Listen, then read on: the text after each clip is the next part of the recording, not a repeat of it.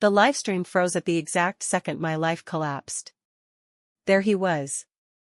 My fiancé. Smiling. Relaxed. Sitting beside my father at my half-sister's wedding, a wedding I wasn't invited to. And around my stepmother's neck was my grandmother's emerald necklace. The one that was supposed to be mine. My name is Naomi Carter. And that frozen screen saved me from marrying a lie.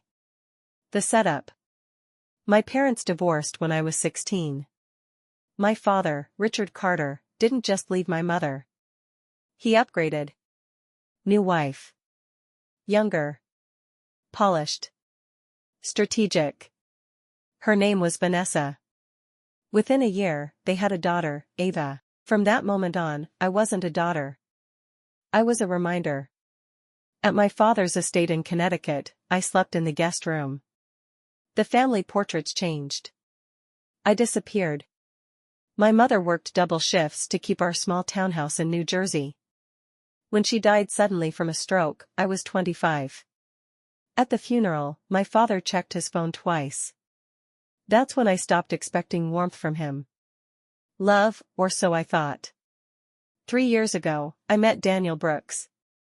Smart. Driven. Attentive. He said he admired independent women. He listened when I talked about my grandmother, the only person who ever truly saw me. When he proposed, I believed I had finally built something that was mine. What I didn't know. My father had already invested in Daniel's tech company. Quietly. Strategically. The wedding I wasn't invited to. Ava got engaged at 18. Too young, I said. Don't be dramatic, my father replied. The invitation arrived by email. Livestream only. Limited seating. Yet distant relatives posted photos from the rehearsal dinner. Daniel told me he had a conference in Boston that weekend. The night before he left, I used his laptop to order takeout. A hotel confirmation popped up. Near my father's estate. Same weekend. I told myself it was coincidence. It wasn't. The moment. I dressed up anyway. Did my makeup. Opened champagne. Sat alone. The ceremony began. Guests smiled. And then. The camera panned. Daniel. Front row. Wearing the suit he said was at the tailor. Comfortable. Belonging. The stream froze. And in that still frame, I saw Vanessa wearing my grandmother's emerald pendant. The heirloom promised to me. My stomach dropped. It wasn't just betrayal. It was orchestration. The investigation. I didn't scream. I didn't cry. I took screenshots. Then I dug. Shared cloud storage. Archived emails. Financial transfers. 8 months of correspondence between my father and Daniel. Subject lines like, keep her calm. After the will is finalized. Engagement was a smart move. My grandmother's will had been altered months before she died. The original left her main house and jewelry to me. The executed version left everything to my father. Daniel wasn't random. He was assigned. Paid to stay close to me. To make sure I didn't question the estate. The confrontation.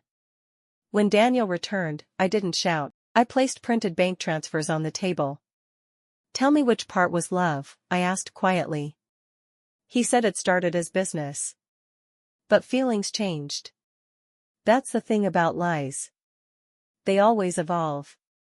My father called mid-argument. I put him on speaker. He offered a trust fund. Silence money. I refused. I wanted restitution. Transparency. And for the entire family to know. The reckoning. 46 hours later, his attorney called.